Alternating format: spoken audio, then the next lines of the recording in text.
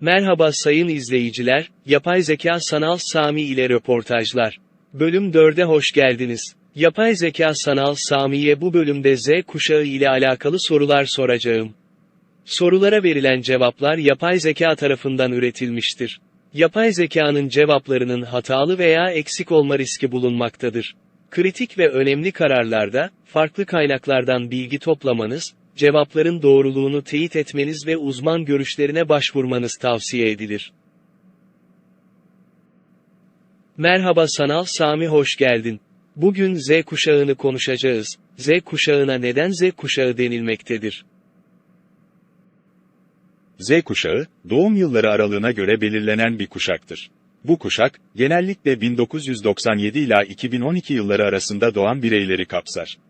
Z harfi, önceki nesillerin sıralandığı X ve Y harflerinin ardından gelir ve sonraki ya da son anlamına gelir.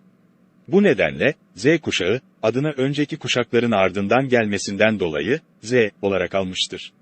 Ayrıca, Z kuşağına diğer isimler de verilmiştir. Örneğin, bazı kaynaklarda, diğerleri, olarak adlandırılır. Çünkü bu kuşak, bir önceki kuşağın, Y kuşağı, dijital dünyanın hızlı gelişimine şahit olmasının yanı sıra, doğrudan teknolojiye maruz kalan ilk nesildir. Bazı kaynaklarda ise, milenyum çocukları, olarak da anılır. Çünkü Z kuşağı, 2000'li yılların başında doğan ve, milenyum, kuşağına dahil edilen bireylerin devamıdır. Ancak, Z kuşağı, terimi en yaygın olarak kullanılan ve kabul gören isimdir. Z kuşağından sonraki kuşak nedir? Z kuşağından sonraki kuşak genellikle alfa kuşağı olarak adlandırılır. Alfa kuşağı, doğum tarihleri 2013'ten sonra olan nesilleri ifade eder. Henüz çok genç olan bu kuşak, dijital teknoloji ve sosyal medya ile doğrudan büyümekte ve ileride daha da teknolojiye dayalı bir dünya ile karşılaşacakları tahmin edilmektedir. Ancak, alfa kuşağı hakkında daha fazla araştırma ve veri toplanması gerekmektedir. Çünkü henüz genç oldukları için kuşak hakkında çok fazla bilgi mevcut değildir.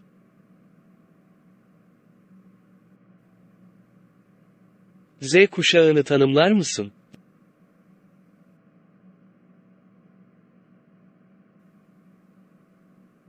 Z kuşağı, 1997 yılından sonra doğan ve günümüzde 24 yaş ve altındaki gençleri ifade eden bir jenerasyondur. Bu kuşağın diğer adları arasında, dijital nesil, internet nesli veya milenyıl sonrası nesil gibi isimler de bulunur. Z kuşağı, internet ve dijital teknolojilere erişimleriyle tanınır ve bu nedenle diğer kuşaklardan önemli ölçüde farklıdır. Çünkü bu teknolojileri hayatlarının hemen her yönünde kullanırlar. İnternet ve sosyal medya, onların iletişim, eğitim, iş ve kişisel ilişkilerinde önemli bir rol oynar. Ayrıca, Z kuşağı, önceki jenerasyonlardan farklı olarak daha çeşitli bir topluma sahip olmalarıyla da tanınır. Bu kuşakta, cinsiyet, ırk, din ve cinsel yönelim açısından daha çeşitli bir gençlik bulunmaktadır. Z kuşağı, iş hayatında da değişikliklere neden olmuştur. İşverenler, Z kuşağı çalışanları için esnek çalışma saatleri, dijital araçlar ve kariyerlerinde çeşitli deneyimler sunarak işe alım ve işte tutma stratejilerini yeniden gözden geçirmek zorunda kalmışlardır. Z kuşağı genellikle hangi tür işlerde çalışmaktan hoşlanır? Z kuşağı, genellikle teknoloji, dijital pazarlama, yaratıcı sanatlar, sosyal medya, e-ticaret, girişimcilik ve yenilikçi sektörlere ilgi göstermektedir. Bu alanlarda çalışmanın, yaratıcı düşünme ve inovasyona katkıda bulunma fırsatı sunması, Z kuşağı için önemli bir etkendir. Ayrıca, Z kuşağının esnek çalışma saatleri, iş-yaşam dengesi, iş arkadaşlarıyla yakın ilişkiler ve kişisel gelişim imkanlarına da önem verdiği bilinmektedir. Bu nedenle, startup kültürü ve girişimcilik konuları, Z kuşağı için çekici bir iş sahası olabilir. Bununla birlikte, Z kuşağı içinde farklı ilgi alanlarına ve yeteneklere sahip kişiler bulunmaktadır.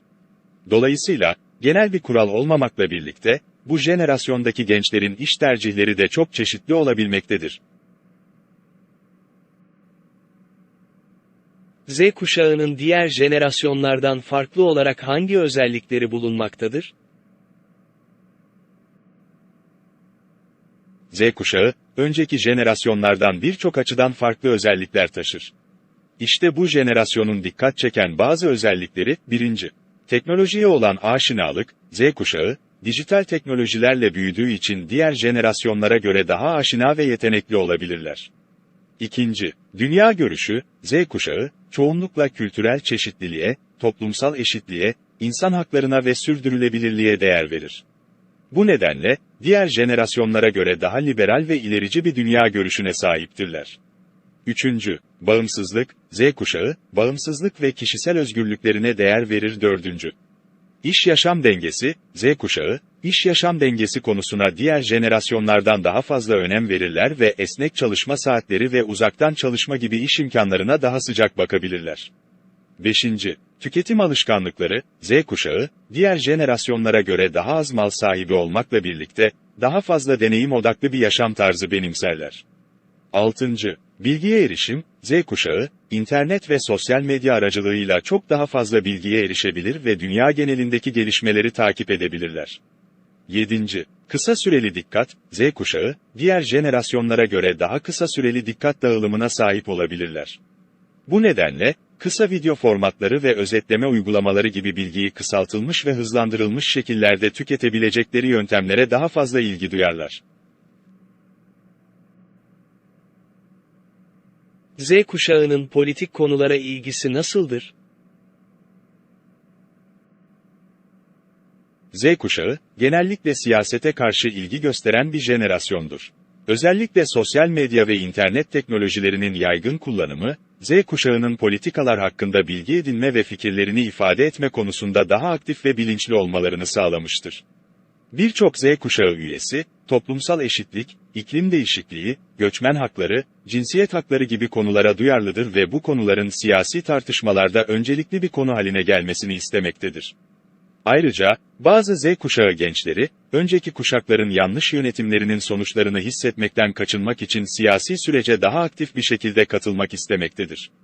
Ancak, Z kuşağı genel olarak siyasi partilere bağlı kalmayıp, çeşitli kaynaklardan fikirlerini toplayarak kendi değerlerine göre hareket ederler.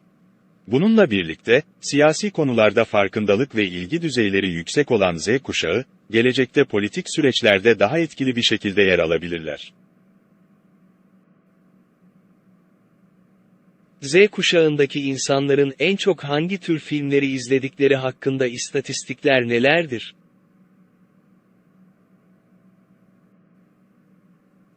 Z kuşağına yönelik film tercihleri hakkında yapılmış bazı araştırmalara göre, Z kuşağı genel olarak aksiyon, macera ve bilim kurgu filmlerini daha çok tercih etmektedir. İşte bu konuda bazı istatistikler: 1. Aksiyon filmleri. Z kuşağına yönelik yapılan bir araştırmada, gençlerin %54'ünün en sevdikleri film türü olarak aksiyon filmlerini seçtiği görülmüştür. 2. Bilim kurgu filmleri. Z kuşağına yönelik yapılan başka bir araştırmada, gençlerin %33'ü bilim kurgu filmlerini sevdiklerini belirtmiştir. 3. Macera filmleri. Z kuşağına yönelik yapılan bir araştırmada gençlerin %24'ü macera filmlerini sevdiklerini belirtmiştir.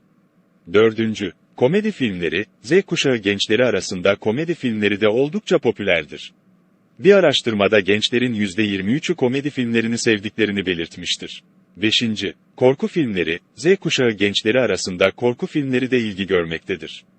Ancak, diğer filmler kadar popüler değillerdir.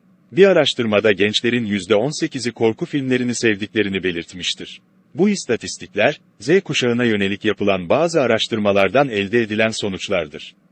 Ancak, herkesin kişisel tercihleri farklı olabilir. Bu yüzden bu istatistiklerin genel bir resim sunması gerektiğini unutmamak gerekir.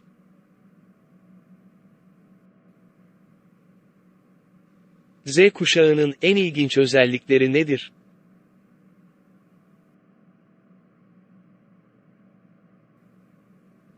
Z kuşağı, doğdukları dönem itibariyle teknoloji ve dijital dünyanın hızlı bir şekilde gelişmesine tanık olmuş, bu nedenle diğer kuşaklardan bazı farklılıklar gösterirler. İşte Z kuşağının en ilginç özellikleri: 1. Dijital yerliler. Z kuşağı dijital dünyayı ve teknolojiyi doğal bir şekilde kullanıyor. Mobil cihazlar, sosyal medya ve internet, hayatlarının ayrılmaz bir parçası haline gelmiştir. 2.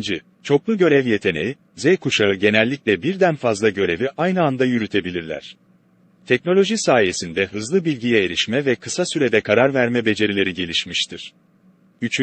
Sosyal sorumluluk, Z kuşağı, toplumsal sorunlara duyarlı ve aktif bir kuşaktır. Sosyal medya ve internet aracılığıyla farkındalık yaratma, değişim ve ilerleme için kampanyalar yürütürler.